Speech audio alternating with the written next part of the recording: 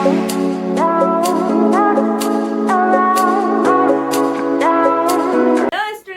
कैसे आप लोग? सब बढ़िया। तो चलिए हम लोग आज का टॉपिक शुरू करते हैं। आज हम लोग पढ़ने वाले हैं फ्लूइड कनेक्टिव टिश्यू। फ्लूइड यानी कि जो लिक्विड फॉर्म में है।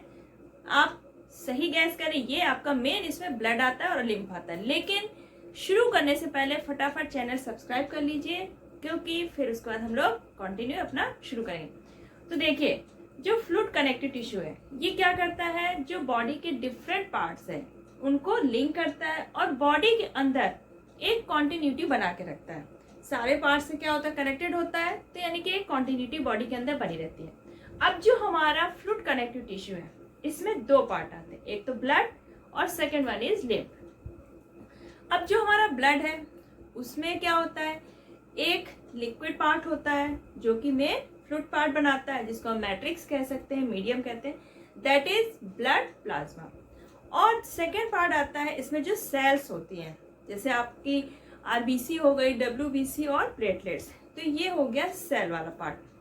तो जो आपका ब्लड प्लाज्मा है वो क्या है, ब्लड का 55% वॉल्यूम बनाता है ब्लड का, यानी कि ब्लड में 55% आपका क्या हो गया, ब्लड प्लाज्मा, और जो सेल्स हैं आपकी आरबीसी, डब्ल्यूबीसी और प्लेटलेट्स, ये बनाएंगे ब्लड का 45%। तो जो आपका प्लाज्मा है, ब्लड प्लाज्मा, ये एक कॉम्प्लेक्स फ्लूइड होता है। इसमें इनऑर्गेनिक सॉल्ट भी होते हैं और ऑर्गेनिक कंपाउंड भी होते हैं। जो आपके ऑर्गेनिक सब्सटेंस है, ऑर्गेनिक सब्सटेंस में कुछ सॉल्युबल प्रोटीन्स होती हैं, जैसे आपका एल्ब्यूमिन हो गया। एल्ब्यूमिन क्या करेगा, ब्लड के अंदर ऑस्मोटिक प्रेशर को बना के रखेगा।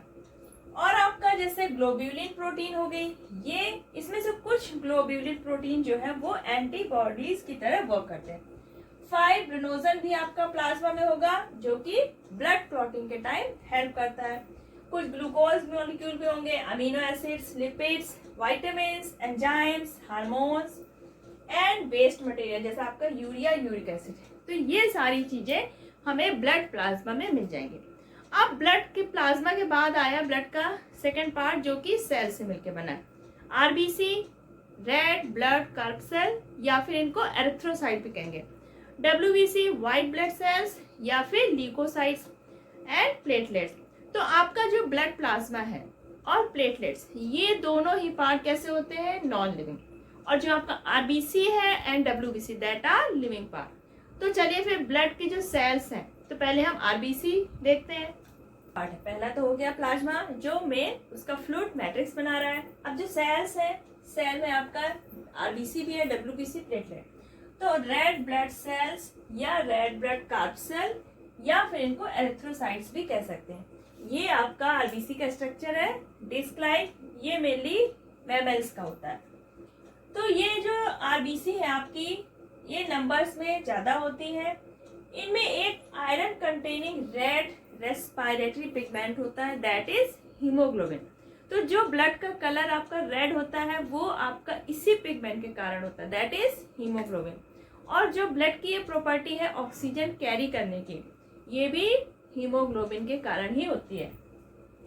आपका ज्यादातर जो वर्टिब्रेट्स है, उसमें जो आपका आरबीसी है ओवल शेप्ड होता है, न्यूक्लिएटेड होता है, बाइकॉन्वेक्स होता है। लेकिन जो मैमल्स हैं, मैमल्स का जो आरबीसी है वो सर्कुलर होता है, बाइकॉन्केव, डिस्क लाइक, और न्यूक्लियस नहीं होता।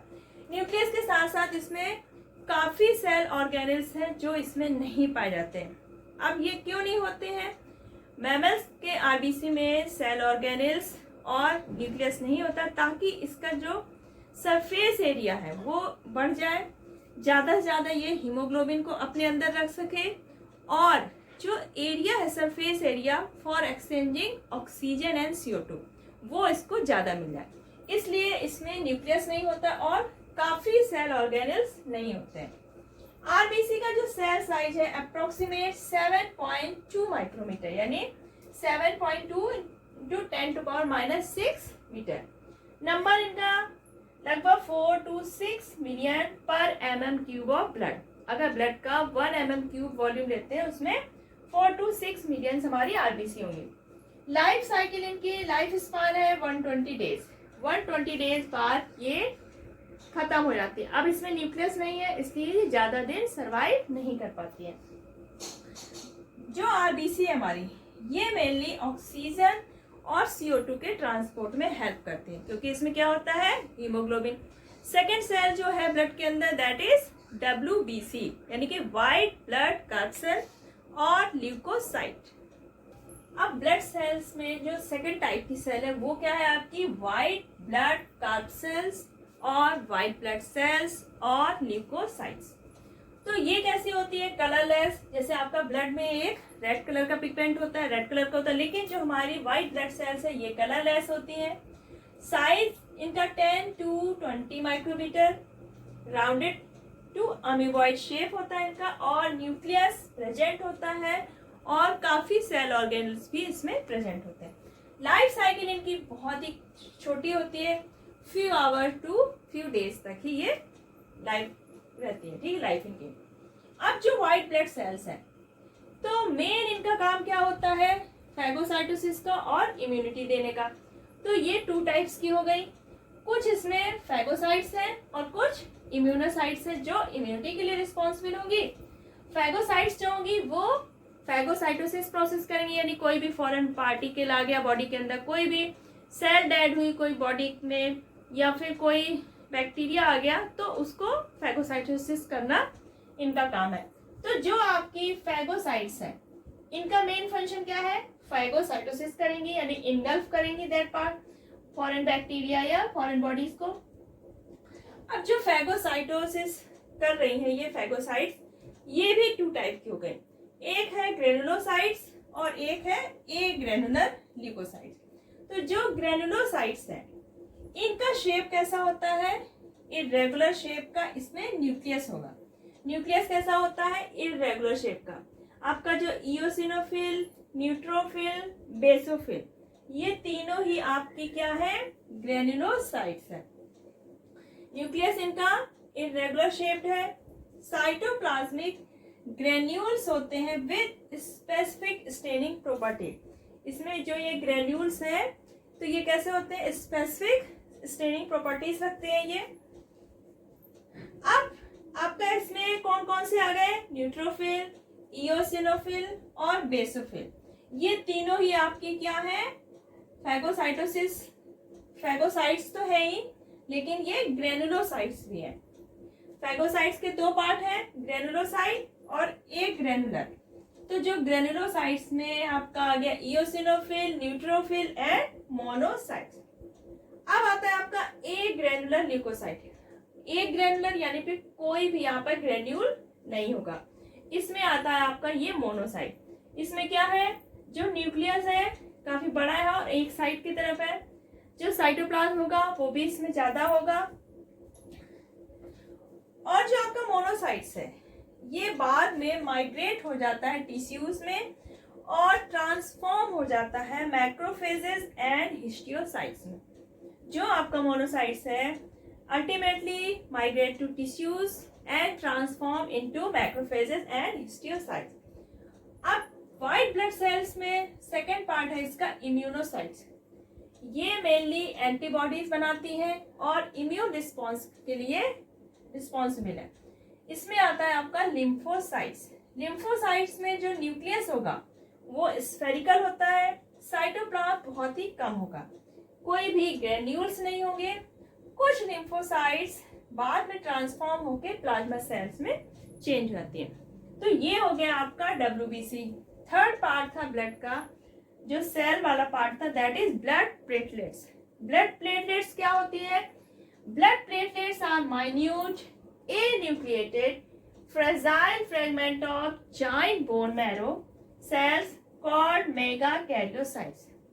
तो ये हो गया ब्लड के पार्ट। ब्लड सेल्स हो गई आपके तीनों, RBC, WBC, platelets, blood plasma, ये सारी चीजें मिलके क्या बना रही है हमारा ब्लड। अब जो ब्लड है वो बॉडी में कहाँ कहाँ होता है, ब्लड है तो ब्लड सर्कुलेटरी सिस्टम होता है जिसमें आर्टरीज भी होंगी, वेन्स भी होंगी, कैपिलरीज, ये सारी क्या होती है, इंटरकनेक्टेड होंगी। तो आपका ब्लड आर्टरी, वेन्स और कैपिलरीज में कंटिन्यू क्या होता रहता है, फ्लो होता रहता है और बॉडी के सारे पार्ट्स में पहुंच जाता है। अब मेन फंक्शन क्या है, अब पूरे बॉडी में ब्लड क्या हो रहा है, हमारा सर्कुलेट हो रहा है। तो जो ऑक्सीजन है, फूड है, हार्मोन्स, एंजाइम, इनका ट्रांसपोर्ट करेगा सारे टिश्यूज में। और जो टिश्यूज में वेस्ट मटेरियल बना है, वेस्ट प्रोडक्ट होंगे, एक्सक्रीटरी प्रोडक्ट होंगे, उनको टिश्यूज से लेकर लीवर और किडनी तक पहुंचाएगा ताकि बॉडी से वो एक्सक्रीट हो सके। अब आपका ब्लड में WBC भी है, उसमें आपकी WBC क्या करती है, फैगोसाइटोसिस और इम्यून रिस्पॉन्स के लिए। तो जो इम्यूनिटी है बॉडी की वो मेंटेन करता है हमारा ब्लड, और कुछ अगर जर्म्स वगैरह आ गए तो उनको प्रोटेक्ट भी करता है हमारी बॉडी को। और जब कहीं इंजरी हो जाती है तो जो आपके ब्लड प्लेटलेट्स हैं वो उस प्लेस पे पहुंचकर जहाँ पर इंजरी हुई है बॉडी में, वहां पे क्या हो जाते हैं, डिसइंटीग्रेट हो जाते हैं और ब्लड क्लॉटिंग में हेल्प करते हैं। फ्लूइड कनेक्टिव टिश्यू का सेकेंड पार्ट था लिम्फ। एक तो ब्लड था और दूसरा था लिम्फ। तो लिम्फ होता क्या है, ये कलरलेस फ्लूइड होता है that is filtered out from blood capillaries. अब ब्लड कैपिलरीज में क्या होता है, ब्लड जाता है, तो ब्लड का कुछ पार्ट फिल्टर होके टिश्यूज के बीच में आ जाता है, दैट इज फ्लूइड। तो ब्लड का ही पार्ट है, इसलिए इसका कॉम्पोजिशन ब्लड की तरह ही होता है, लेकिन इसमें आरबीसी नहीं होती, इसलिए ये कलरलेस है। WBC इसमें काफी होंगी और ब्लड की तरह इसमें प्रोटीन्स भी नहीं है। अब इसका फंक्शन क्या है, तो ये ट्रांसपोर्ट में हेल्प करता है। अब जो ब्लड कैपिलरीज से पार्ट आया दैट इज फ्लूइड, तो उसमें कुछ अमाउंट में आपके जैसे ऑक्सीजन, ग्लूकोज आ गया, तो ये वापस हार्ट तक पहुंचा देगा उसको। और जो आपके टिश्यूज में CO2 है, नाइट्रोजनस वेस्ट है, तो ये इनको कहां पर ले आएगा, ब्लड तक, ताकि ब्लड से फिर ये एक्सक्रीटरी ऑर्गन तक पहुंच जाए और हमारी बॉडी से निकल जाए। अब जो आपका लिम्फ है इसमें WBC है, इसलिए ये इन्फेक्शन के अगेंस्ट बॉडी को प्रोटेक्ट करता है, यानी कि डिफेंस सिस्टम एक तरह से बनाता है हमारी बॉडी के अंदर। तो आज हम लोगों ने पढ़ा फ्लूइड कनेक्टिव टिश्यू, जिसके अंदर हमने ब्लड पढ़ा, ब्लड में प्लाज्मा और उसकी सारी सेल्स पढ़ी, WBC, RBC, प्लेटलेट, लिम्फ पढ़ा। तो ब्लड और लिम्फ दोनों मिलके क्या बना रहे थे, हमारा फ्लूइड कनेक्टिव टिश्यू। तो मुझे नहीं लगता कि आपको फ्लूइड कनेक्टिव टिश्यू में कोई प्रॉब्लम हुई होगी। अगर कोई प्रॉब्लम है तो आप कमेंट सेक्शन बॉक्स में लिखिए, और अगर वीडियो पसंद आया हो तो इसको सब्सक्राइब करिए, लाइक करिए और शेयर करिए। नेक्स्ट वीडियो आने तक अपना ख्याल रखिए। Bye bye.